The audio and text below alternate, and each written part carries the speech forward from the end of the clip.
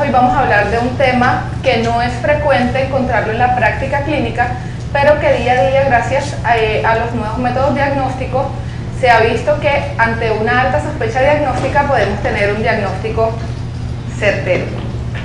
Tenemos que la hemoglobinuria paroxística nocturna está considerada dentro de las enfermedades huérfanas o ultra raras y es una enfermedad progresiva, incapacitante, que afecta la calidad de vida de nuestros pacientes.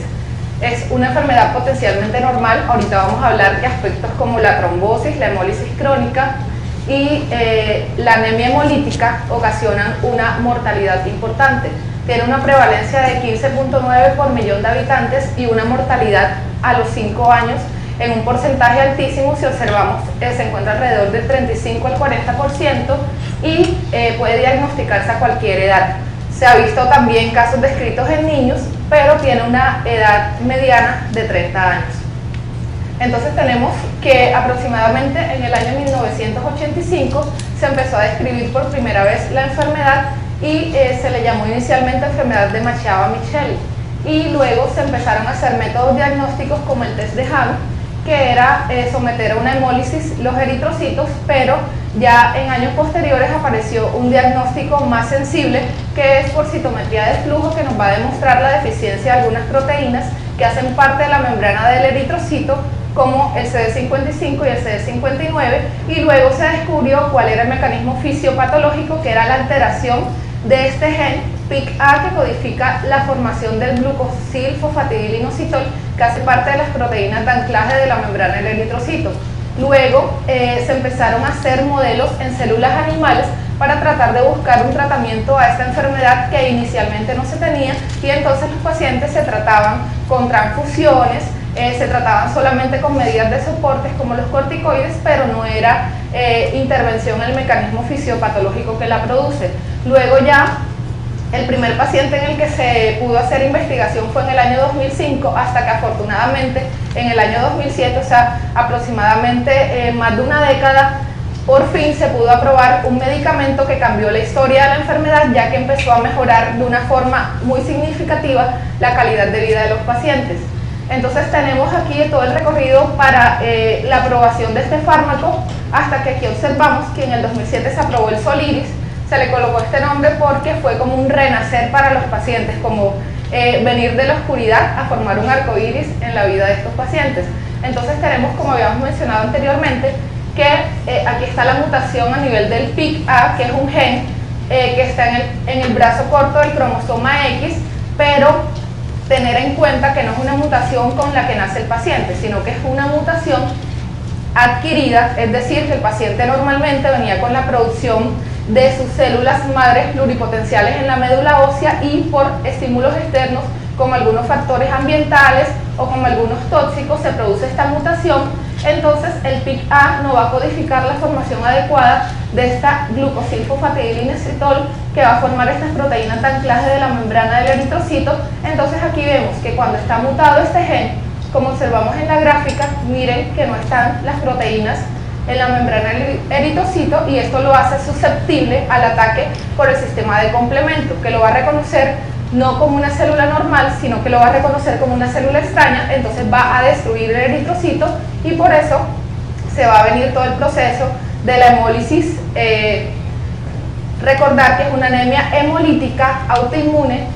pero va a tener el CUMS directo negativo, que esto nos debe hacer una alta sospecha diagnóstica, porque ya sabemos que en todos los pacientes con una anemia hemolítica autoinmune el test del CUMS va a ser positivo, mientras que en estos pacientes siempre va a estar negativo. Entonces les hablaba que las proteínas deficitarias de la membrana del eritrocito son estas CD59 y CD55. Entonces miren que aquí observamos cuando el complemento, por el complejo de ataque de membrana, que es uno de los pasos finales, en el ataque del complemento va a atacar el eritrocito, y esto va a causar la lisis. Aquí les traje esta grafiquita que me pareció toda coqueta, donde están estas dos proteínas que son las más importantes en la fisiopatología de esta enfermedad. Entonces tenemos que la D55 se llama factor aceleración de la degradación y inhibe la C3 convertasa, que es uno de los pasos en el complemento, y el CD59, que si bien es como la proteína más importante en la fisiopatología de la enfermedad, que va a bloquear el complejo de ataque a membrana. Estos dos parámetros, junto con el CD16, que es un receptor de la fracción cristalizable de algunos polimorfonucleares y macrófagos, son las tres proteínas que vamos a tener en cuenta para el diagnóstico en la citometría de flujo. Entonces tenemos acá, como les explicaba, que a nivel de la C3 convertasa, que es la vía donde convergen la vía clásica, la vía de la leptina y la vía alternativa, entonces se va a producir acá el ataque del eritrocito por el complejo de ataque a membrana, y si van a ver cómo cuando se destruye el eritrocito, entonces se va a formar los depósitos de hemoglobina libre. ¿Qué es lo que pasa con esta hemoglobina libre? Es muy tóxica para todos los sistemas y órganos. Entonces se va a depositar en el riñón, va a ocasionar trombosis, va a traer macrófagos, va a traer la adherencia de plaquetas, y entonces aquí observamos también cómo esta misma hemoglobina libre va a ser muy tóxica y va a depletar los niveles de óxido nítrico. Entonces se va a formar un complejo entre esta hemoglobina libre y con el óxido nítrico, y se va a formar, entonces es cuando vienen las distonías, es decir, puede alterarse la parte esofágica, la parte gastrointestinal, y por eso los pacientes nos van a referir síntomas como dolor abdominal, como reflujo gastroesofágico, como disfunción eréctil, que si bien no son los que van a ocasionar la mortalidad en el paciente, sí van a tener una alta afectación en la calidad de vida. Igualmente, cuando se depletan los niveles de óxido nítrico, entonces se va a formar todo el proceso de activación y agregación plaquetaria, y es cuando van a devenir los fenómenos trombóticos. Quise traerles esta gráfica porque para recordarles que es una hemólisis intravascular, o sea, siempre se va a formar dentro del glóbulo rojo y no como otros procesos hemolíticos que se producen por el ataque de algunos sistemas como el sistema reticulonuclear. Esto va a estar dentro del vaso. Si aquí observamos el complejo de ataque a membrana, la hemólisis, los depósitos de hemoglobina libre, la depresión de óxido nítrico, y aquí es para mostrarles cómo se activa y se agregan las plaquetas para formar la hemólisis dentro del vaso. El aspecto que quizás tiene mayor implicación en la mortalidad y en la morbilidad de nuestros pacientes es la trombosis, ya que representa al 40 al 70% de las muertes por hemoglobinuria paroxística nocturna. No importa qué tan pequeño o qué tan grande está el clon, es decir, cómo están alteradas esas proteínas o cómo se hizo la alteración de las células madres pluripotenciales, va a tener el mismo riesgo de trombosis. Por eso es importante saber que a pesar de que el paciente esté, por ejemplo, un paciente que nos haga un episodio de trombosis venosa profunda, uno casi nunca sospecha que tenga el espectro de una enfermedad como esta. Pero si la trombosis está acompañada de anemia, de hemólisis con CUMS directo negativos, nos aumenta la probabilidad diagnóstica. Y pacientes que lo tengamos anticoagulados y a pesar de la terapia anticoagulante en rangos óptimos, el paciente siga presentando fenómenos trombosis, siempre debemos sospechar esta enfermedad. ¿Qué es lo llamativo de las trombosis? Casi siempre, la mayoría de los casos son trombosis en sitios inusuales. Entonces tenemos la alta sospecha en las venas intraabdominales, encontramos el síndrome de Budd-Chiari y también sospecharlo en pacientes que nos hagan eventos trombóticos cerebrales, pero que tengan una edad joven y que no tengan factores de riesgo, obviamente, como los cardiovasculares o hipertensión arterial. El primer episodio de tromboembolismo aumenta las muertes alrededor de 5 a 10 veces y obviamente si tienen episodios de trombosis va a disminuir la probabilidad de vida a los 5 años. Entonces es el mismo mecanismo, la activación crónica del complemento, la destrucción, los depósitos de hemoglobina libre, la depresión de óxido nítrico y la agregación plaquetaria. Entonces, si observamos acá, comparando la hemoglobinuria paroxística nocturna con las demás causas de trombofilia, tanto congénitas como adquiridas, aquí tenemos la deficiencia de antitrombina, la deficiencia de proteína C, la deficiencia de proteína S, la deficiencia del factor 5 de Leiden o la mutación del gen de la protrombina. Observamos que alrededor del 62% del riesgo relativo, es decir, que esta enfermedad aumenta un 62% el riesgo de tener un evento trombótico. Entonces es importante porque uno casi nunca, sobre todo cuando está empezando a desenvolverse en el campo de la medicina, casi nunca tiene este diagnóstico en la cabeza.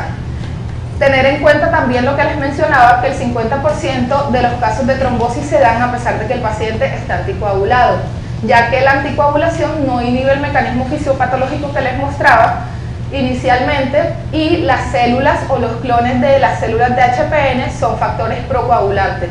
Igualmente, a pesar de que el paciente está anémico, que es un fenómeno llamativo, también está en un alto riesgo de trombosis independientemente del clon. Entonces, si ven acá que comparando, todos estos pacientes tenían hemoglobinuria paroxística nocturna, pero estos pacientes ya tenían, no estaban anticoagulados, y estos sí estaban anticoagulados, y miren que a pesar de estar anticoagulados tenían una alta incidencia de trombosis. Igual tenemos los que les mencionaba, que a pesar de que el tamaño del clon de granulocitos esté alto o esté bajo, va a tener igualmente riesgo de trombosis. Y aquí, para recordarles siempre que la trombosis, junto con los niveles elevados de LDH, que es una enzima que nos marca la hemólisis intravascular, y los depósitos de hemoglobina libre, casi siempre se correlacionan los niveles altos de LDH con un fenómeno trombótico. Tenemos otro aspecto importante que se da aproximadamente en el 64% de los pacientes, pero que a diferencia de la trombosis no tiene una alta mortalidad, sin embargo sí tiene una alta carga de morbilidad. Miren que aquí representa del 8 al 18% de las muertes, mientras que la trombosis representaba alrededor del 40%. En la resonancia magnética podemos observar hemosiderosis, aunque el paciente no esté refiriendo el síntoma de hemoglobinuria. Entonces tenemos también que el mecanismo fisiopatológico es el mismo en la activación crónica del complemento, los depósitos de hemoglobina libre con la depresión de óxido nítrico, la trombosis, pero la trombosis no es el único evento fisiopatológico que nos ocasiona la falla renal en el paciente, sino que también tenemos los depósitos de hemosiderina a nivel del túbulo renal, y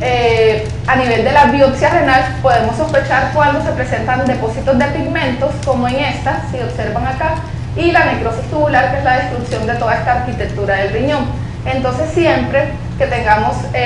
una falla renal, ya sea crónica o aguda en nuestros pacientes, y esta falla renal está acompañada de niveles de LDH aumentados, de niveles bajos de aptoglobina, de bilirrubina elevada y dolor abdominal, debemos sospechar este diagnóstico. Entonces tenemos que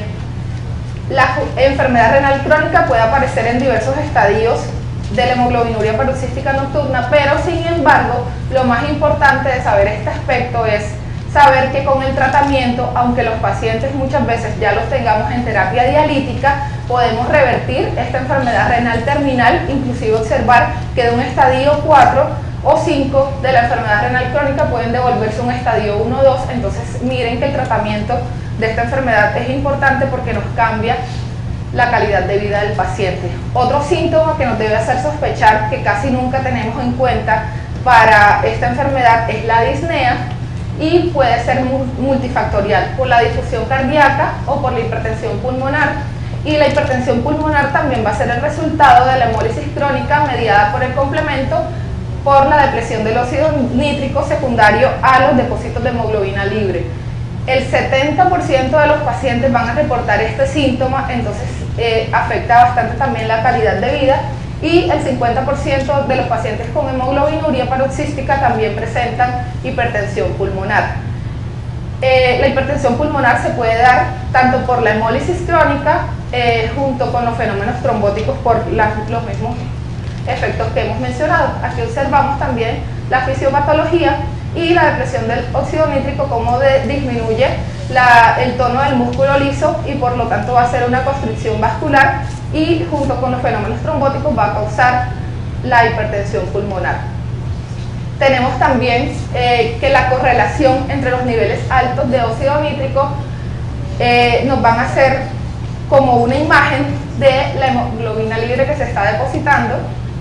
y no es necesario medir entonces la hemoglobina libre porque la LDH nos da una medición indirecta que también es muy confiable. Entonces siempre que tengamos la LDH aumentada nos debe hacer pensar que obviamente el paciente está hemolizando y que la hemoglobina libre está bastante alta. Y aquí observamos en esta gráfica cómo se correlaciona la hemoglobina libre con el consumo de óxido nítrico. Igualmente, la distonía de la musculatura lisa también se da por la depresión de los niveles de óxido nítrico y por lo tanto entonces el paciente va a manifestarnos disfagia, dolor abdominal y la hipercoagulabilidad que ya lo hemos mencionado en todo este tiempo. Entonces, para decirles aquí un recuento además de la enfermedad renal crónica que ya se las mencioné como el tromboembolismo y la hipertensión pulmonar, recordarles la parte de la anemia, que es una anemia hemolítica con Kunz directo negativo y que obviamente también nos va a hacer que el paciente esté muy sintomático, refiriendo síntomas como fatiga, aumentando el requerimiento transfusional, que también es un aspecto importante que se disminuye bastante con el tratamiento, porque ya sabemos las transfusiones, todos los riesgos que tienen de adquirir infecciones, de hacer reacciones transfusionales severas que inclusive pueden llegar a ser mortales, y de la hemosiderosis, que es el depósito pues de estos pigmentos a nivel de muchos órganos y causando daño crónico a nivel de órganos como el corazón, el riñón, el vaso. Y aquí tener el daño de órganos como el cerebro, como el hígado y como los del tracto gastrointestinal. Entonces tenemos que alrededor del 100% de los pacientes obviamente van a estar anémicos por la hemólisis, el deterioro de la calidad de vida por la fatiga también es muy frecuente, la disnea, la nefropatía crónica y todos los aspectos. Si bien estos aspectos como la disfunción eréctil, la disfagia, el dolor abdominal afectan la calidad de vida, los otros aspectos como la trombosis y la enfermedad renal crónica sí presentan una alta tasa de mortalidad. Quise traerles este estudio que se llama el estudio Eclipse, que es muy interesante porque tomaron un grupo alto de pacientes y determinaron que los síntomas más comunes que le hicieron sospechar a los médicos que participaron en este estudio fueron la pancitopenia, que es un aspecto importante, es decir, la disminución tanto de la serie roja como la megacariocítica, como la serie granulocítica. Miren que es en un porcentaje alto. Esto nos quiere indicar que en todos los pacientes con anemia plástica, con síndrome mielodisplásico o con pancitopenia, siempre debemos pedir el diagnóstico de esta enfermedad. Igualmente, en orden de frecuencia de los síntomas que hicieron sospechar fueron la anemia, la hemólisis, la trombosis venosa, la trombosis hepática, y miren que si bien la enfermedad lleva este nombre de hemoglobinuria, no es el síntoma principal de los pacientes. Entonces siempre tener en cuenta que no solamente los pacientes que tengan la orina oscura son los que van a tener la enfermedad. Igualmente las situaciones que hicieron investigar en más frecuencia la HPN fueron la trombosis inexplicada, la anemia plástica, la anemia Kunz directo negativo y la elevación de LDH. Aquí tenemos los síntomas más frecuentes, los funcionales como la anemia, la astenia, el dolor abdominal, la trombosis, y los signos clínicos, si bien miren que casi nunca se da un solo síntoma, sino que se dan varios síntomas a la vez, o sea, un espectro de síntomas que nos hacen aumentar la sospecha. Aquí la astenia, la dinamia, la ictericia con la orina oscura y la fatiga, el dolor abdominal más orina oscura, pero si bien miren que el síntoma, como lo habíamos visto, del más del 90% es la anemia y la fatiga crónica. Para el diagnóstico, el gol estándar es la citometría de flujo. Si bien en esta publicación del 2005, que fue el Grupo Internacional de HPN, publicó este artículo sobre el diagnóstico del manejo de los pacientes con HPN, en el 2010 ya la Sociedad Internacional de Citometría Clínica indicó las directrices para el monitoreo y el diagnóstico de los pacientes con esta entidad. ¿Cuáles son las ventajas de hacer una citometría de flujo? Que es una prueba rápida, se pueden tener reportes inclusive a la hora de haberlos tomado en los casos de los pacientes graves que tengan comprometida su vida, como los pacientes que estén con una alteración severa del estado de conciencia. La sensibilidad de los clones es menor del 1% y se pueden hacer marcajes multiparamétricos, es decir, marcaje de 3 o más anticuerpos con una sensibilidad de aproximadamente el 100%. Se pueden analizar las diferentes líneas celulares, pero a pesar de que el defecto lo encontramos en la membrana del eritrocito, como habíamos visto, la sensibilidad en los neutrófilos y monocitos es muy alta. No los medimos en linfocitos porque pueden tener tamaños similares a otras células, y tampoco lo medimos en plaquetas porque no tienen una expresión fuerte de la glucosilfosfatidilinositol. Entonces siempre la citometría de flujo se hace hematías, neutrófilos y monocitos. Entonces, ¿cuándo está indicada medir una citometría de flujo? Según las directrices internacionales, que las últimas fueron en el 2010, pero que ya están preparando unas probablemente para este año, y cuando se tiene una hemólisis intravascular evidenciada por hemoglobinuria o hemoglobina plasmática elevada. Entonces siempre pacientes con evidencia de hemólisis inexplicada, pero que se acompañan de uno de estos parámetros como déficit de hierro, dolor abdominal o espasmo esofágico, trombosis, disminución de las líneas celulares y otras anemias con TUNS directo negativo, siempre pedir citometría de flujo. Igualmente las trombosis en sitios inexplicables, aquí para resaltar las venas hepáticas, los senos cerebrales, las venas dérmicas, pero siempre tienen que estar acompañadas de anemia hemolítica. Entonces trombosis más anemia hemolítica, indicación absoluta de pedir citometría de flujo. Y cuando hay una evidencia de insuficiencia medular, entonces siempre con anemia plástica o hipoplasia medular o citopenias refractarias con displasias multilinajes o otras citopenias a las que no le encontremos la causa, siempre está indicado pedir esta citometría de flujo. Gracias a este método diagnóstico podemos clasificar a nuestros pacientes como una hemoglobinuria paroxística nocturna clásica, como una hemoglobinuria paroxística en el contexto de otras enfermedades hematológicas o como una hemoglobinuria subclínica.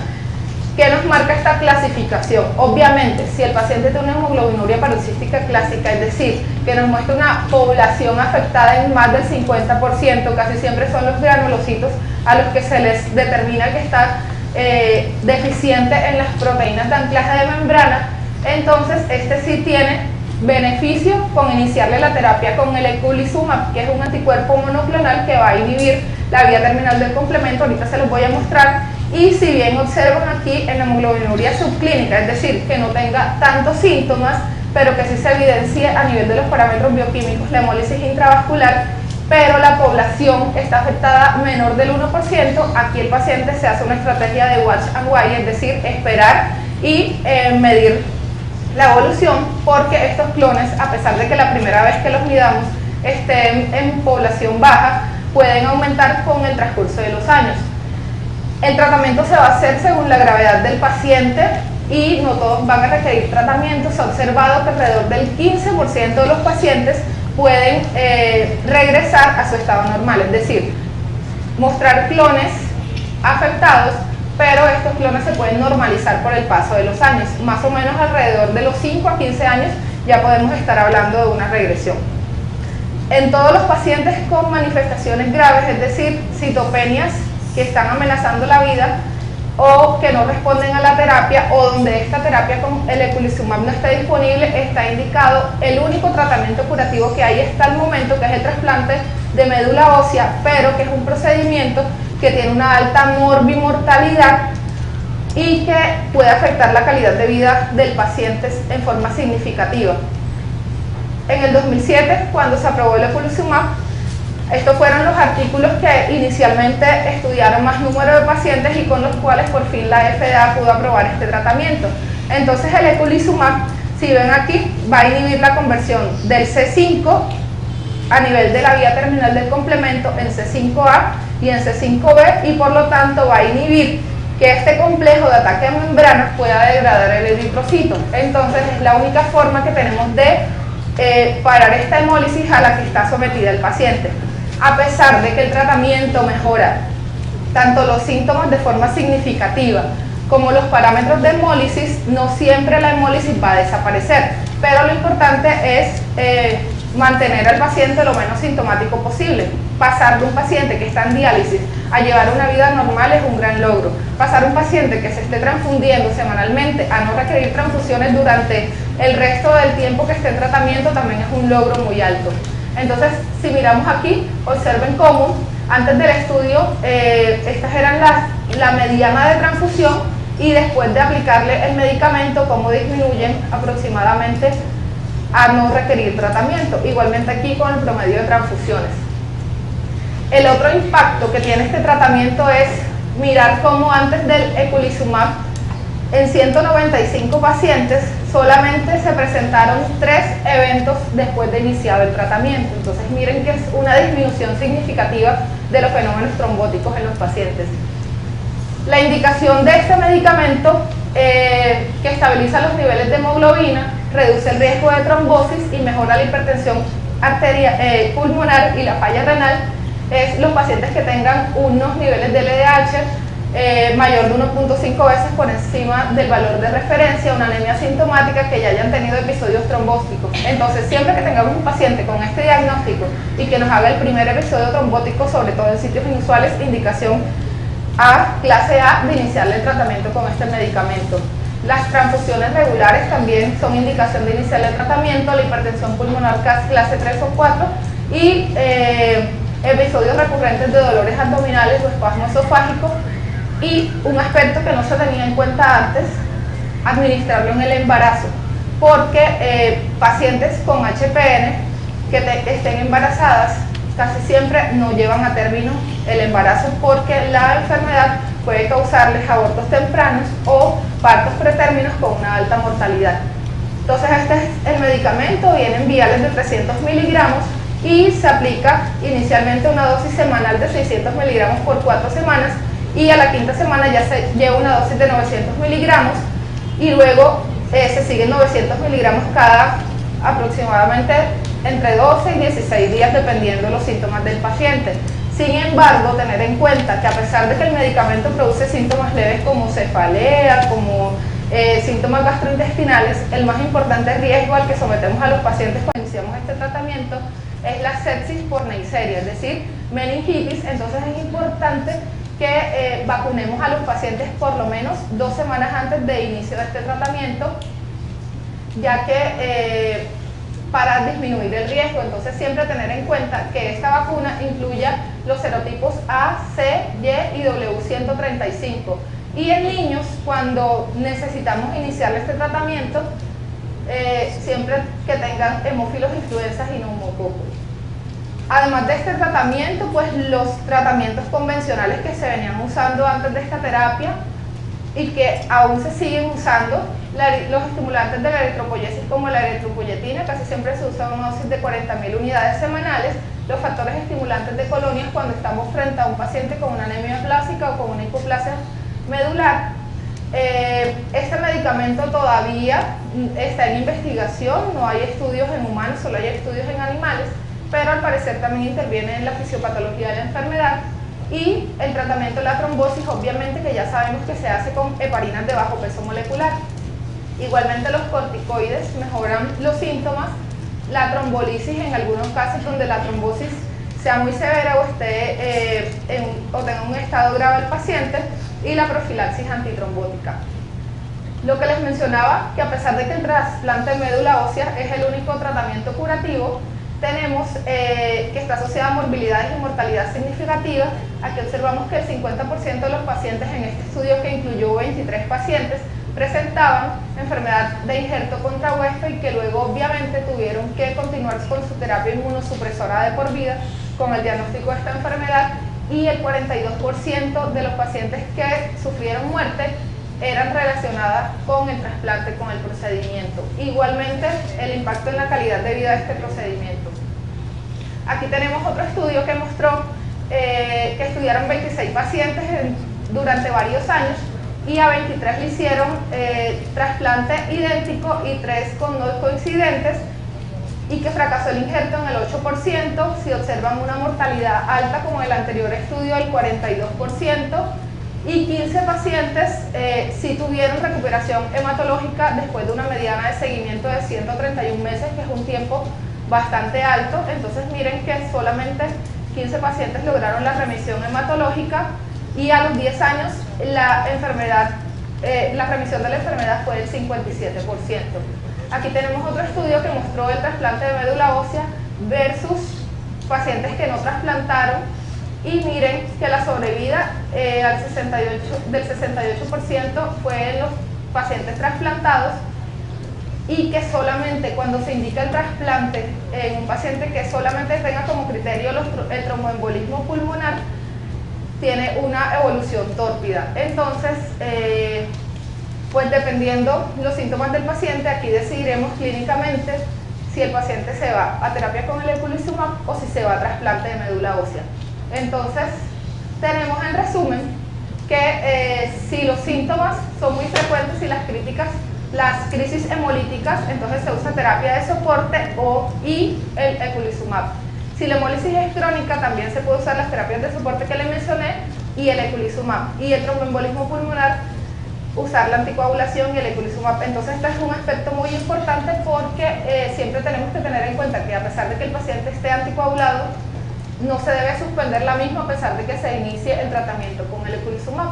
Y obviamente si el paciente tiene una aplasia, entonces irnos al manejo que se hace para estos pacientes con aplasia, que sería el trasplante de médula ósea, que sería la indicación más absoluta. Entonces, tener en cuenta esta enfermedad y muchas gracias por su atención.